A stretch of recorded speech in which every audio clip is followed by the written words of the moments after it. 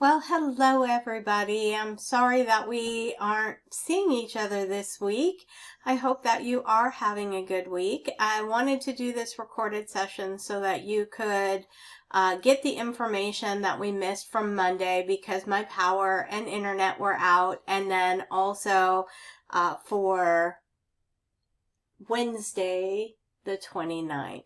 So let's look at the week in review.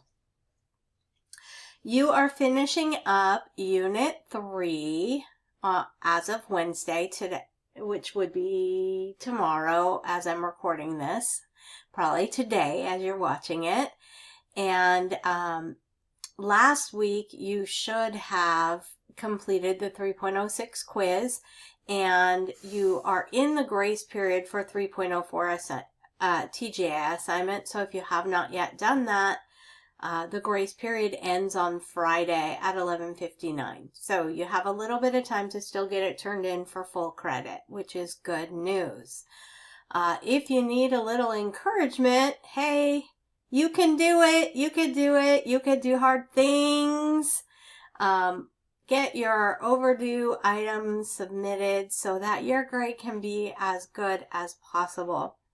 I am a little concerned about the TGA assignment because as I'm looking at the statistics, we have just slightly over 50% completion, and we're 1 week into the grace period. So a week after the due date, there's still a little less than half of you who haven't done it yet, and it is concerning to me.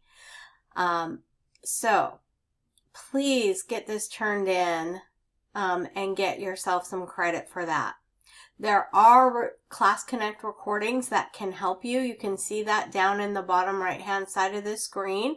If you use the regular Class Connect login link for your class, instead of choosing Join Class, choose the one below it that says Join Playback Table.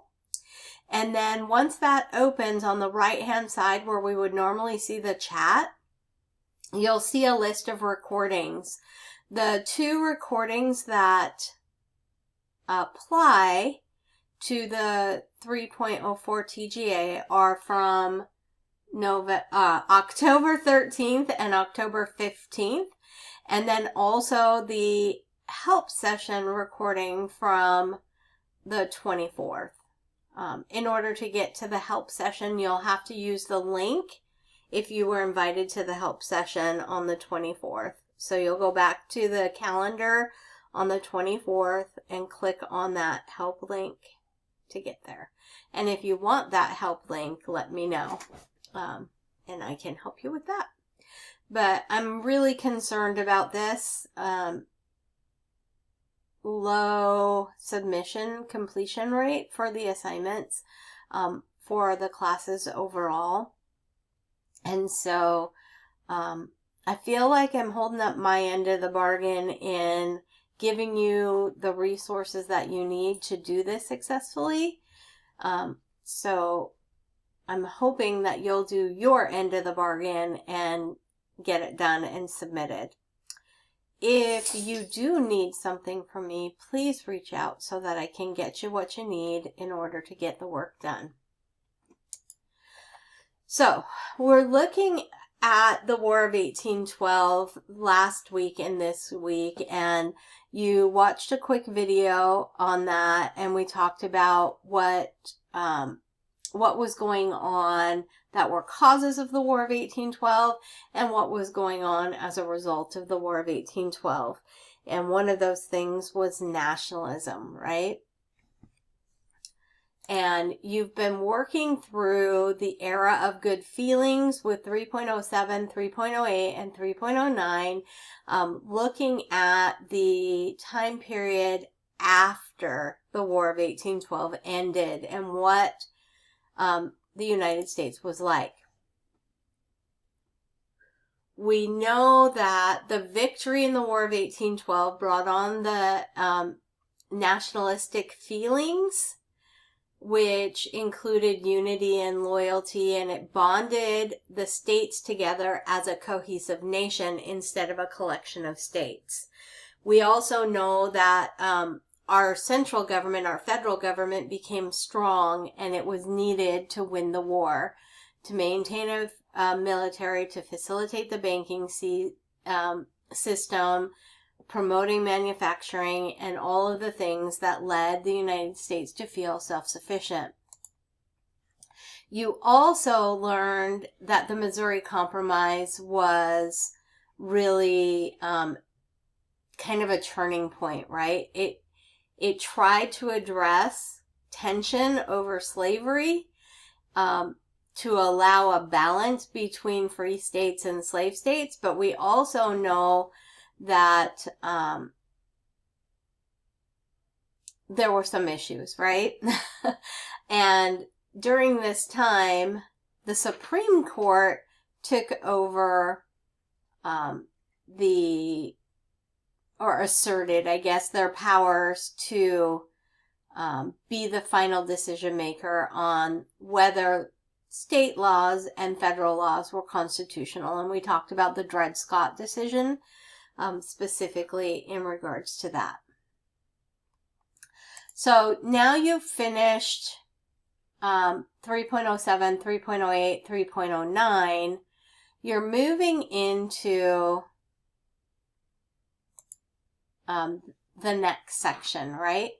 And so you hopefully have read about the Seminole Wars and about nationalism and economic growth in your textbook, and what Andrew Jackson was doing at the time, right?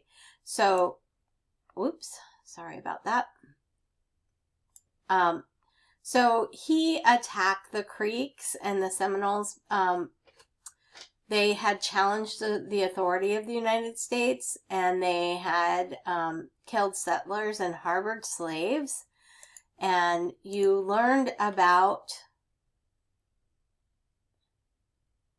what was gained from these attacks, and we gained more territory, basically. That's what kind of we always do, right? And then two important things that the Seminoles highlighted, the Seminole Wars highlighted, Spain no longer had any control, and that local Indian rights to self-government and or to claim their lands, and that Jackson was a force to be reckoned with. Remember, we talked about Jackson in the War of 1812 as a foreshadowing of his popularity increasing, and eventually he'd become president.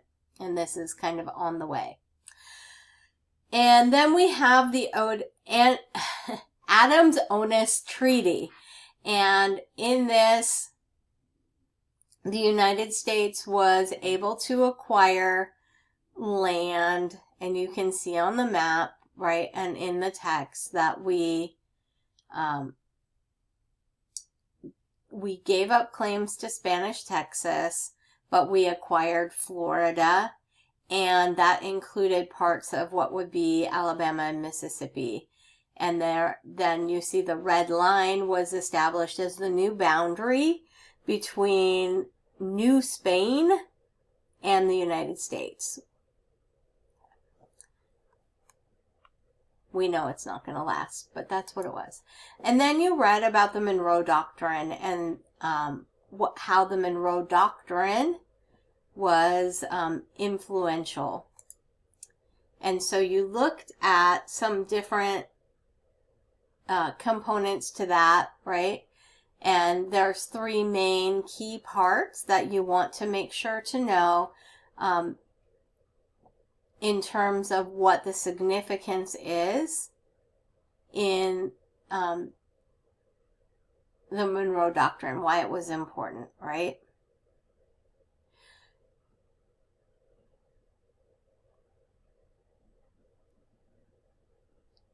In terms of looking at that, right, we know that it's going to limit Europe's involvement in Latin America, and it's going to limit the United States involvement in European wars. And hopefully, the purpose was to separate out and to prevent any further conflicts between territories and conflicts in between the United States and Spain and European countries looking for territory. So now that we have that kind of situated, we're moving into the Industrial Revolution. This will be the first Industrial Revolution that happens, and this is where we turn to a market economy in our country. And you'll be able to see what a market economy is as you go through the lesson work. So you can see in the picture on the left-hand side, you've got a barn, you've got some horses, a carriage, and some guys hanging out. And on the right-hand side, you have some storefronts and some more fancy clothed women and men. And so the inference that I'm asking you to make is, how do the people on the right make their living, and how do the people on the left make their living?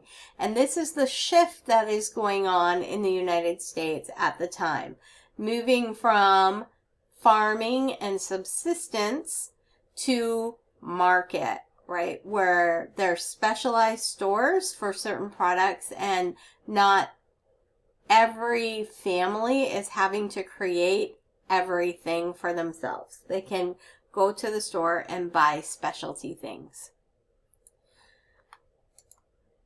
So the current situation, we have the Missouri Compromise that was made, and Missouri ends up becoming the 24th state. You can see as we're looking, everything in the dark green is now a part of the United States. They are actual states. Everything in light green is a territory of the United States. And then everything that's in tan is somebody else, right? It's not only a part of the United States. So we are expanding as a nation, and with that expansion comes some challenges to overcome. And so for the rest of this lesson today, we're going to be taking a look at learning about the Industrial Revolution so you can understand the impacts it had on American life in the mid-1800s, and hopefully you'll be able to name at least 2 ways life changed as a result of the Industrial Revolution and a switch to a market economy. So this is a quick activity. You can pause the recording and try to match up the A, B, C, D, E purposes with the pictures of the different inventions that happened or innovations during the time period, and then unpause, and you'll see how you did. So here is the results, right? We have A is the telegraph. It made communication faster. B is the lock system, which made it easier to move goods through waterways. C is the cotton gin, which increased the production of cotton. D is the steam engine, which helped get crops to the East Coast before they spoiled. It was a faster way to get it done. And E is paddle boats or steamboats, which made trade along the Mississippi River in both directions feasible. All right, we're going to watch a quick 2 minutes on the market revolution with John Green, and when we get back you will be able to take a look at have a better, understanding of the growth and change following the War of 1812. All right, here's the video. All right, let's go to the thought bubble. The market revolution changed the landscape of work, which for most of the prior 200 years happened at home. Small-scale production of clothes and other goods had been done in the home, largely by women, and initially, this is how industrial production worked as well. Factory owners would produce some of the products, like patterns for shoes, and then farm the finishing out to people working in their houses. Eventually, they realized that it would be more efficient to gather the workers together in one place.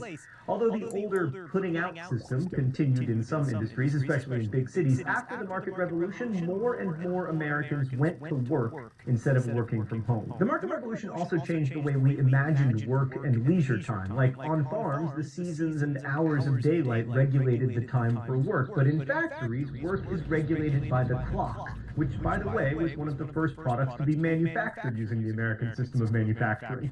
Railroads and shipping timetables further required the standardization of time. Factories also made it possible for more people to do industrial work. At first, this meant women. The workers in the early textile mills at Lowell, Massachusetts, for instance, were primarily young New England farm girls who worked for a few years in the mills before returning home to get married. Women were cheaper to employ because it was assumed that they would not be a family's sole breadwinner. At least this was the excuse for not paying them more at the time. I can't remember what excuse we have now, but I'm sure it's a great one. Anyway, all of this meant that the nature of work had changed. In colonial America, artisans worked for what they called their price, which was linked to what they produced. In a factory, however, workers were paid a wage according to the number of hours they worked, regardless of how much they produced. This may not sound like a big deal, but working for wages with one's livelihood defined by a clock and the whims of an employer was a huge change, and it undermined the idea of freedom that was supposedly the basis of America. Thomas Jefferson had worried that men working in factories dependent upon their employers were inherently unfree, and that this would make them unfit to be proper American citizens.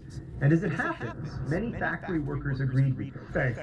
Okay, so hopefully you got a little bit of a glimpse of how American lives were changed as a result of the market economy coming into being in that time period after the War of 1812.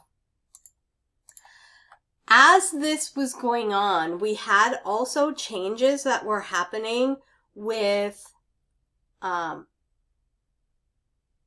differences between the regions. So the North and New England became the cradle of American democracy. The geography promoted that, and the demography, which is the population of people, also promoted that. So in terms of geography, we have the proximity to the Atlantic Ocean and coastal trading ports that made New England a good fit for the Industrial Revolution to happen. We also had a proximity or like closeness to the Pennsylvania coal supply. The factories were going to need coal to run the factories, and so having the factory close to where the coal was being mined was really important, which meant that New England was a better place for industry to flourish. And then lastly, there were lots of swift-flowing rivers for power in the New England area, which also made it more beneficial for the Industrial Revolution. In terms of people, there was a bigger population, and the population was rising with the influx of immigrants into New York and Ellis Island. There were also lots of unemployed farmers' daughters in the New England area, and we learned that single young women were desirable to work in these factories because they worked for cheaper wages. And then also we have the expanding educated middle class in New England, more so than other regions of the United States at the time, which made it more a bed of innovation than other areas. You're going to be looking at this specifically in the textbook pages in lesson 4.01, so you'll get more information if you haven't got that yet. As you move through the Unit 4 lessons, you'll also get more and more information in terms of life, what life was like in the industrialized market economy. And this will allow you to work on your reading guide for Unit 4. And so it's going to give you like main idea type stuff, and you're going to look in the textbook for the details that support that main idea.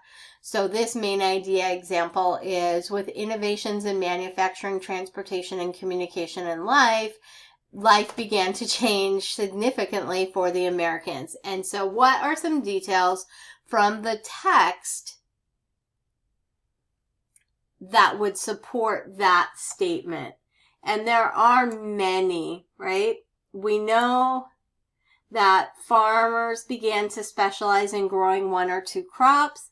We know that farmers invested in new farm equipment. Farmers produced more and produced more efficiently because of the equipment specialization. We know that more and more crops were being sent to market and not just grown to support individual family farms. Also, more farmland went under cultivation. Farmers bought factory-made clothes and other items instead of spending the time making them themselves. And although Americans were miles apart from one another, they were more connected to each other than they'd ever been, ever. People moved and relocated instead of being born and spending their entire lives in one small area. And pioneers were moving west, and this also increased the need for slaves in the South because the plantations were more productive. So as you read, you're going to be looking at these types of things as well. This is a snapshot of one of the maps in your textbook that I find pretty fascinating. And this is the growth of transportation networks that we talked about, the canals systems. And this is the New England area that was growing in innovations with Industrial Revolution. And so everything in purple is actually created canal. It was dug out canal, man-made, in order to make transportation easier. So you can see there was a lot of infrastructure, canals being created to make transportation via rivers, the Great Lakes, and into the Atlantic Ocean more feasible and easier than it had been in the past. This goes the same for the railroads and land travel. So you see everything in red is a major road that had been created. Everything in orange, which is really hard to differentiate, but it's the kind of slightly thinner lines and a little bit more orange, are improvements on the roads that were made. And then everything in green is going to be railroads. And so you can see there's so much growth in railroads. It's heavy in the urban areas, up in the New England area, right? Boston and New York and Pennsylvania area. It's also pretty prevalent down in the South Carolina, Georgia area, as well as in that Midwest, what we at this time period would be the Midwest in Ohio, Indiana. And those were the hubs for those three regions, right? The North, the South, and the West. And so it makes sense that the concentration of railroads and road improvements would connect those areas with each other as our country became more specialized.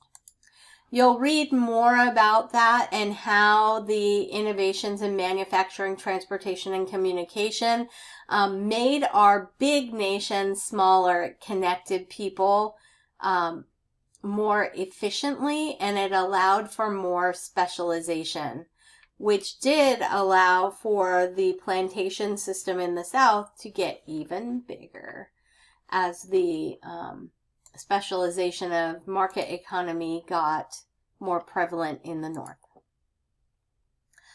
And you'll continue that in your reading as well. You can also see during this time period, from just after the Revolutionary War, we had just under 4 million people living in the United States. Remember, as a part of the Constitution, it was required that every 10 years a census be taken, which is counting the number of people in the United States. So that still holds true today. Every 10 years, the government holds a census and tries to count all the people so we know where our population is currently living and how it's growing or not growing. So you can see in the time between 1790 and 1850, our population exploded, right? In 1850, we had over 23 million people living in the United States. You can look at the two maps and compare. There was huge expansion into the South and huge expansion into the West. Oh, you can also see the concentration of people in that red and dark brown areas in the Northeast, which we talked about with population density and why having factories being built and in